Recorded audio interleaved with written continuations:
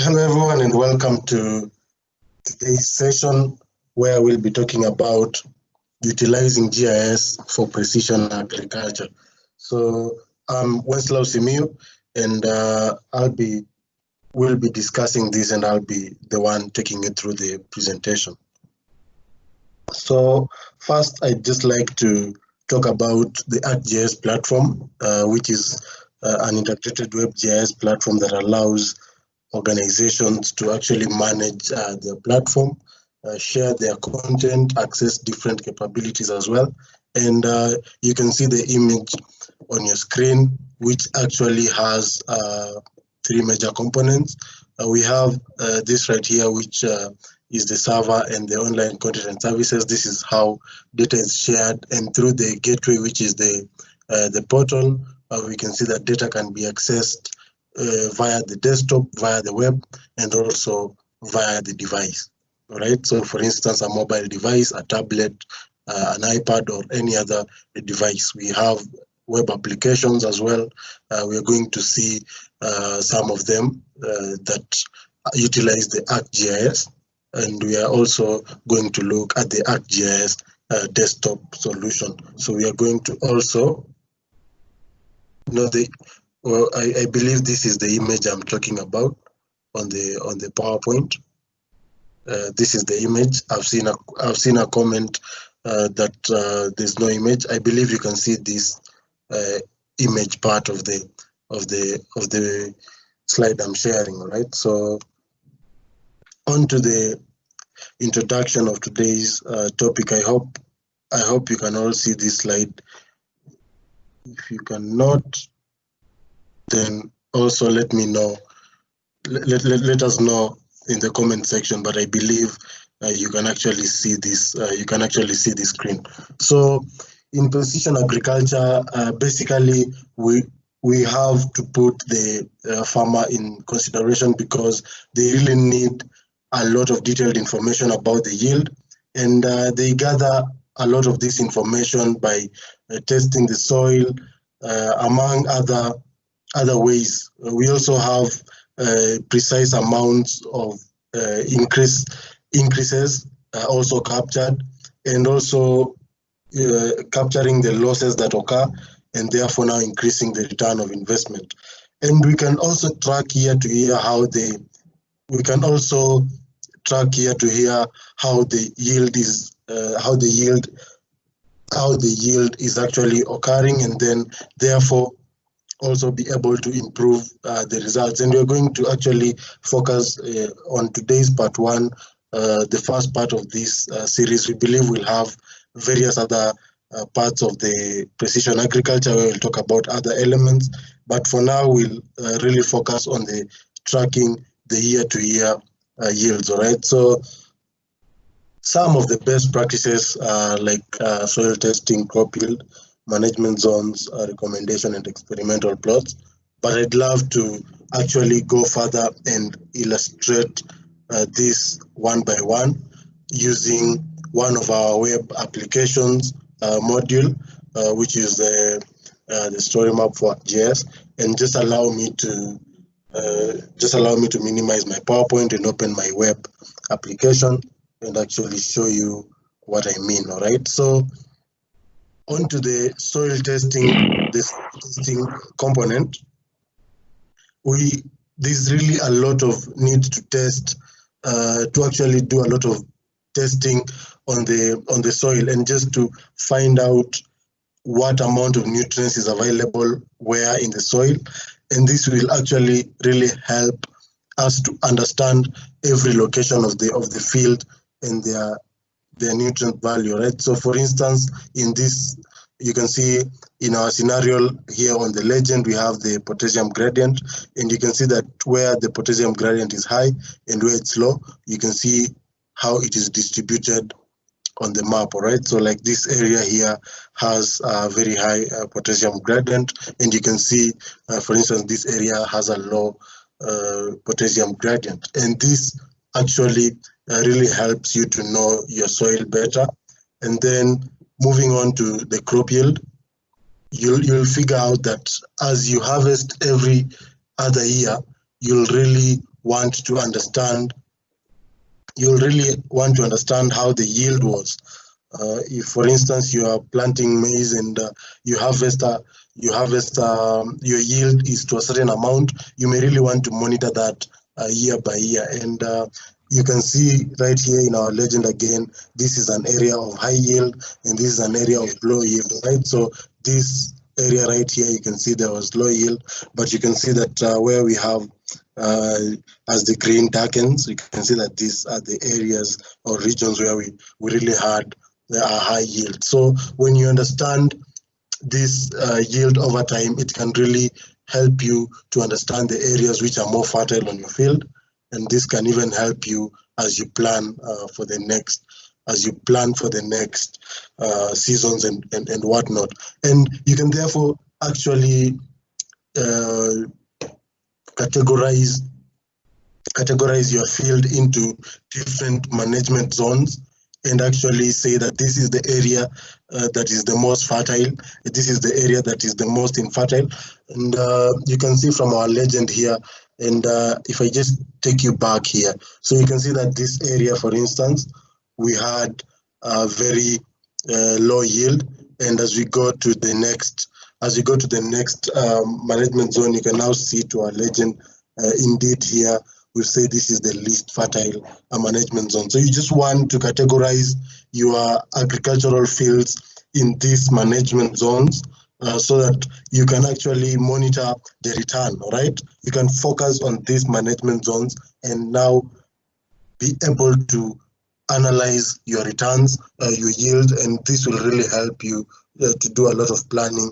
And in case of improvements here and there, you can actually do those improvements. And using these management zones, you can now have different varying recommendations, all right? And this is actually to say that fine, this worked for us, this did not work for us, and it's still loading. But this, I believe, thank you for the people who are posting questions to the chat section. There's someone on the chat section who will answer them. So the recommendations, as I was talking about, are actually going to really be dependent on what we have looked at previously. For instance, this is actually the soil nutrients level, and we can see the second section.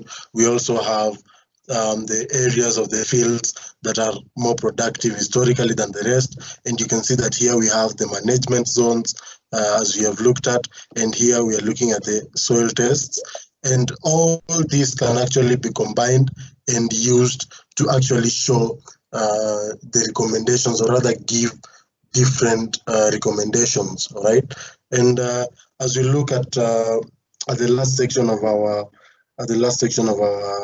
our web application story map, we can see that we have different zones that you can actually now determine that this is the zone where I figured we will apply this amount of potassium, this amount of that, this amount of this other nutrients that is missing, and you can see like this area here you'll need to apply 20%, this area here you'll need to apply 20% more, and so on and so forth. And you can see that we have now combined the other image where we had our yield, and we've combined it with our test plots where we can now actually showcase and determine that this should be done here, and this can really influence and help you as you actually do your farming, all right, or your agriculture.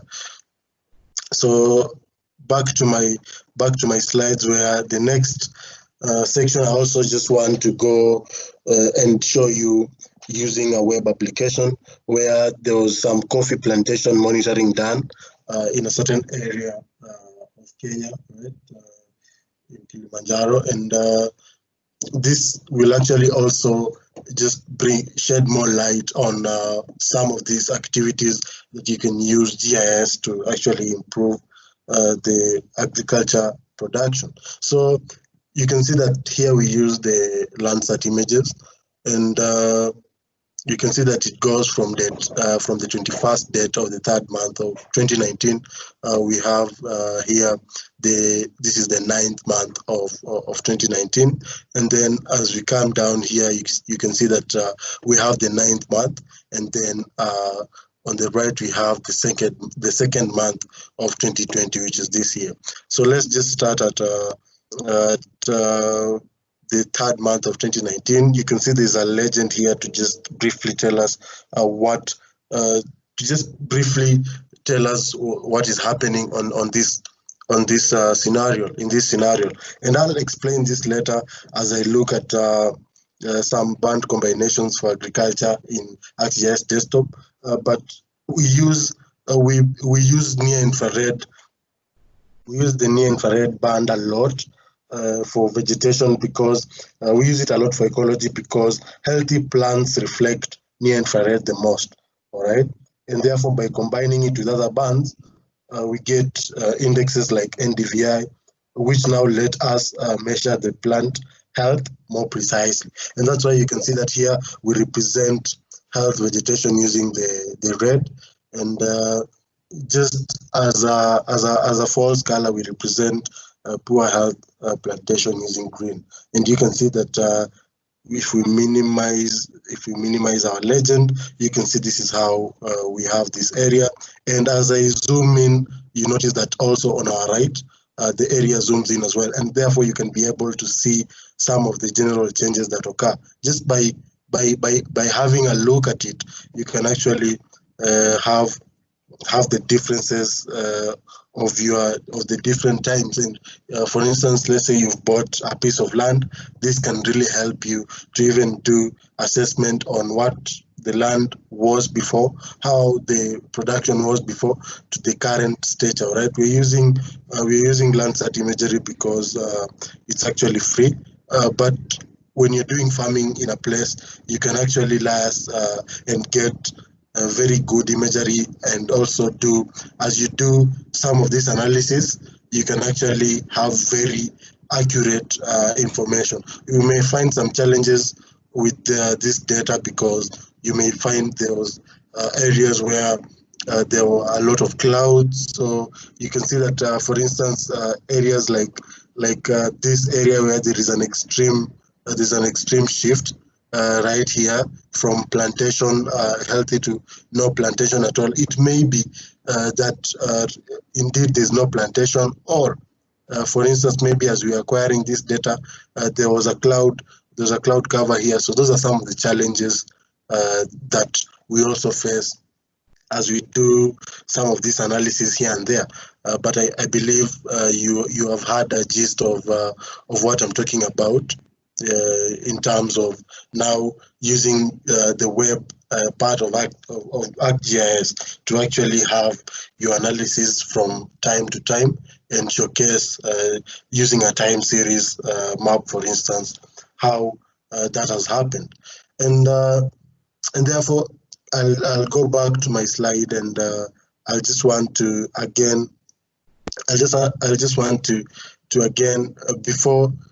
sorry about that. Before I go to the desktop application, let me just show you another free application that Esri makes available to you. So we have the Landsat Explorer, and this is actually used on the fly. And I'd like to urge you to use this site to actually do a couple of explorations here and there. This, for instance, is the area Thika.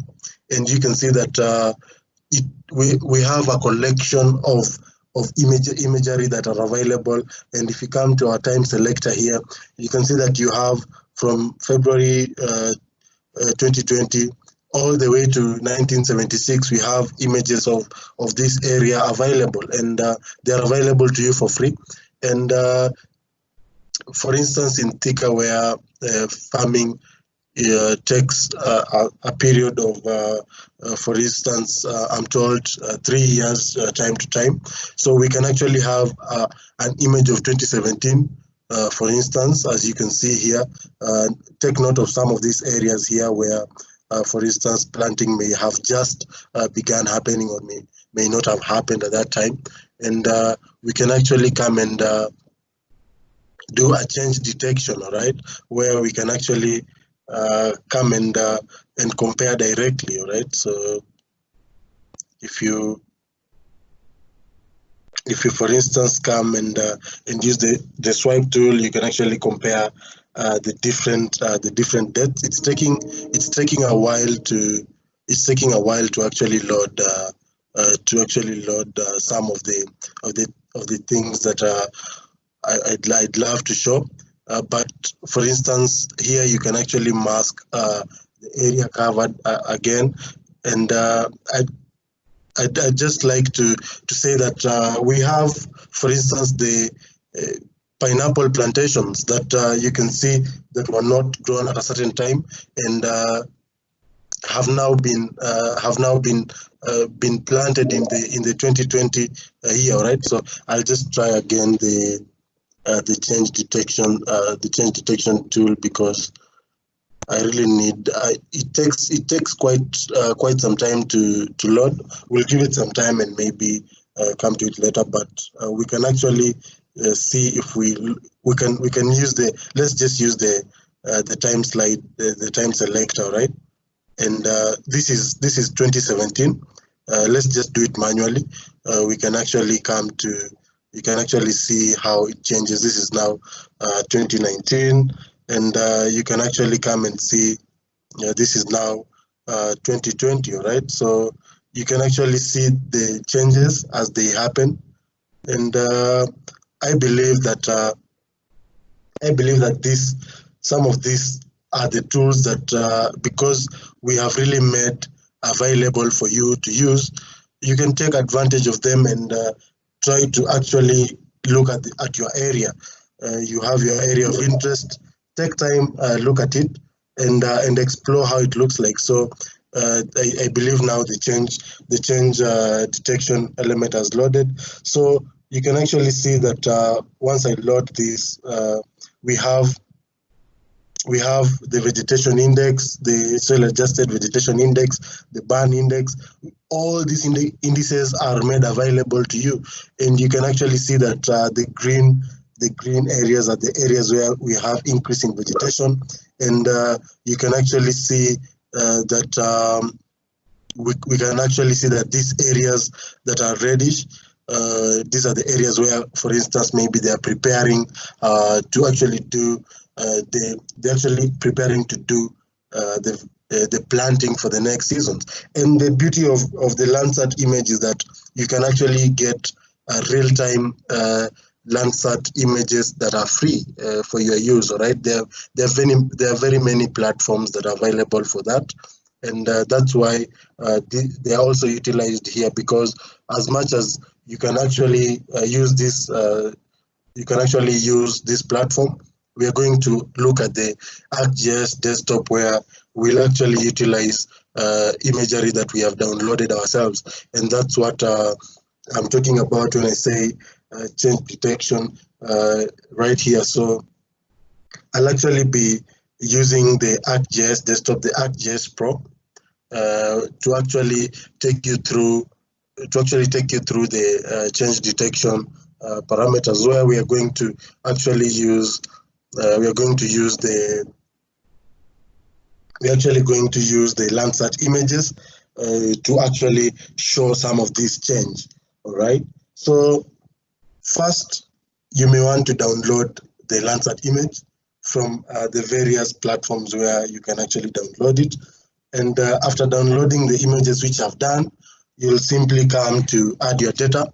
And for instance, I want to look at this the area Nyeri, and I want to. I've actually downloaded the Landsat image for Nyeri. I'll simply come to where I've saved the data. And for instance, this is the 2019 data. And I will specifically add band 2 to band 7, because most of the indices that we use for agriculture, or most of the band combinations that we use for agriculture are actually from our second band to our second band, to our 7th band. All right. So if we just add that to our map, we can actually we can actually see that we have added our Landsat image, and other platforms as well include drone imagery. That's how you can get your images.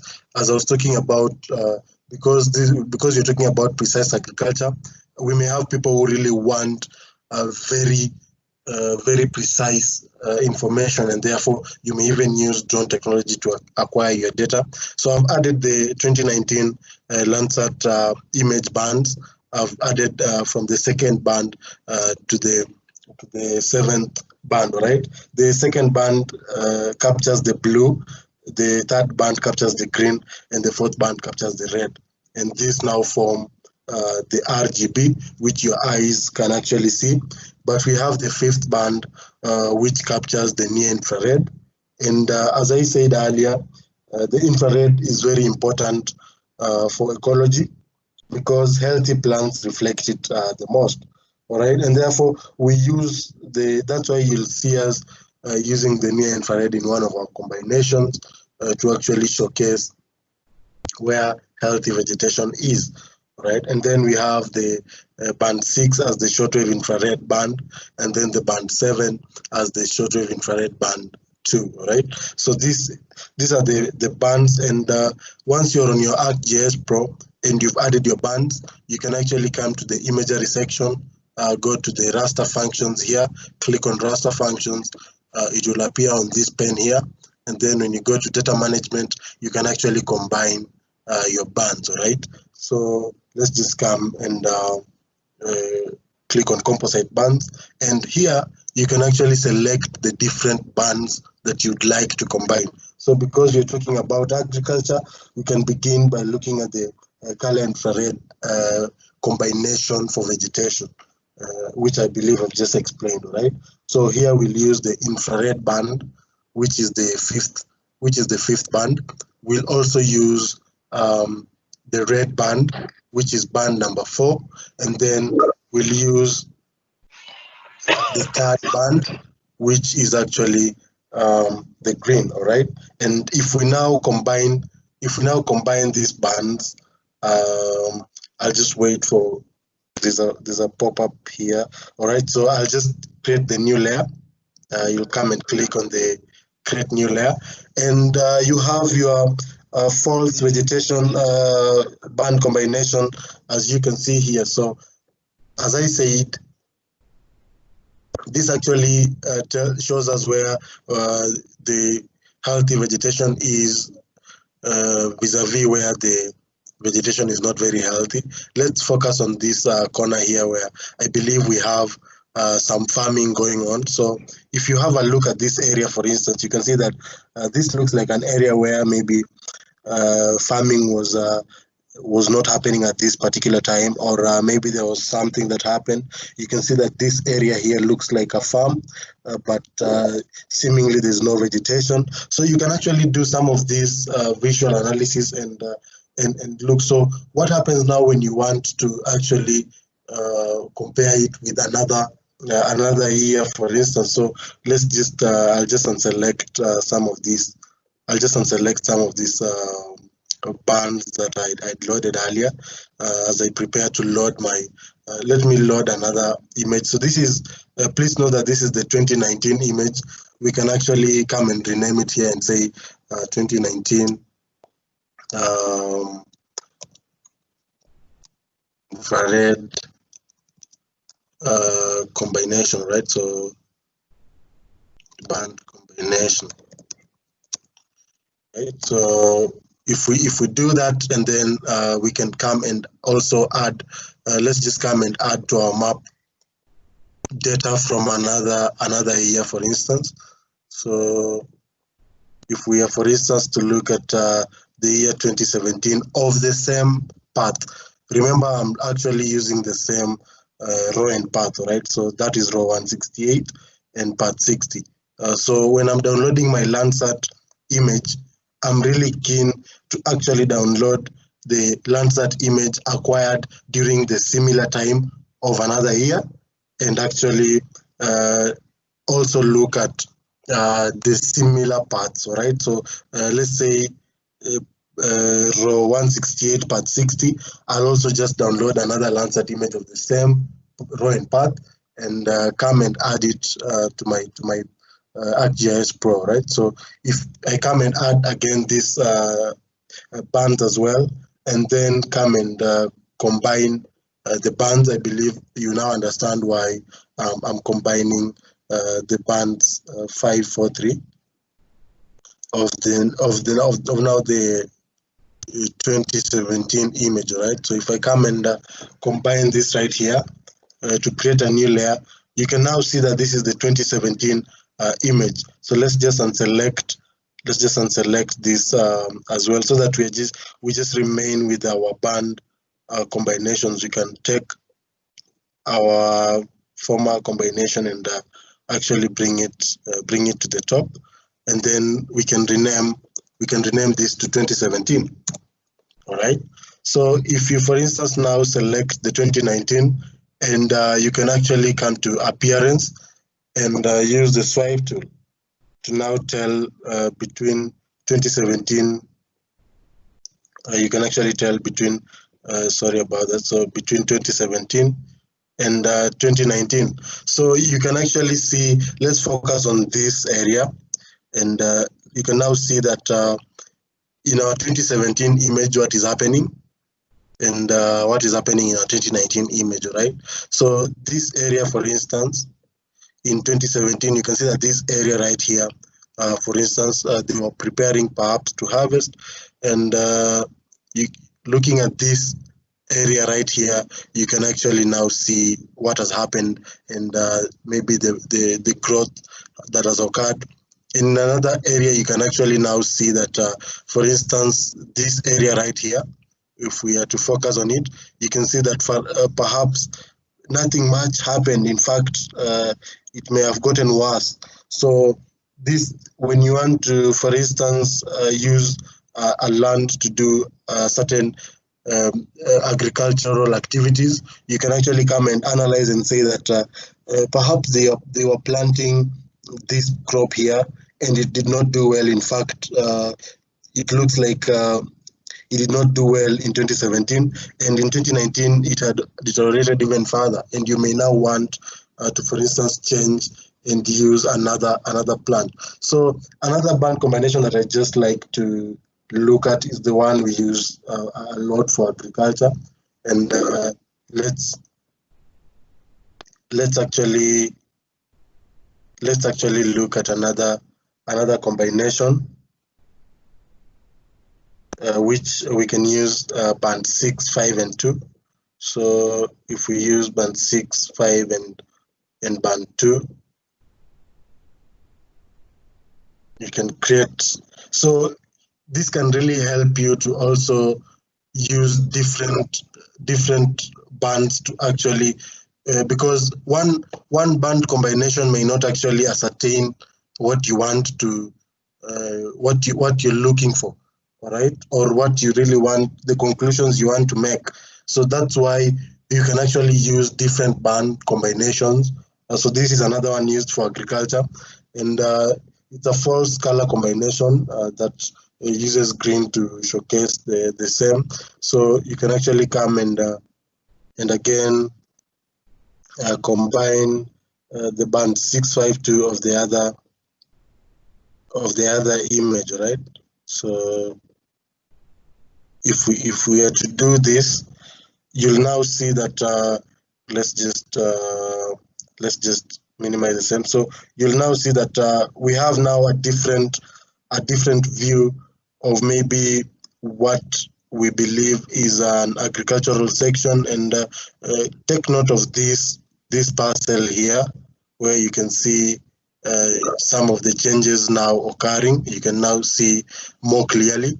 All right, so this is now to just bring the more of the element of now how GIS can actually be used in some of these year-to-year analysis. All right, you remember as I was taking you through the slides, I told you one of the components that we really focus on in precision agriculture is the year-to-year yield actually comparisons and analysis, all right?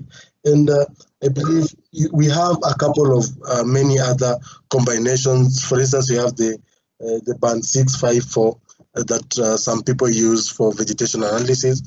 We can just look at that again real quick. So 654.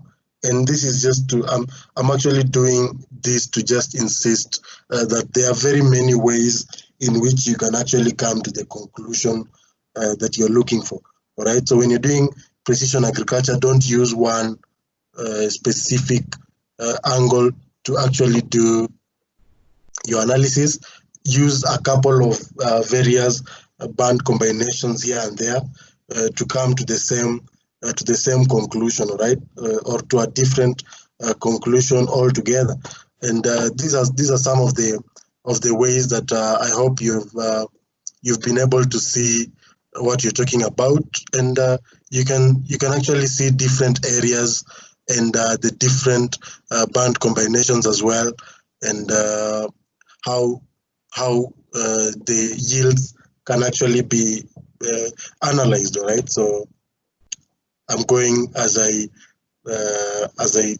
turn off a lot of the combinations and highlighting others, and so I hope that helps.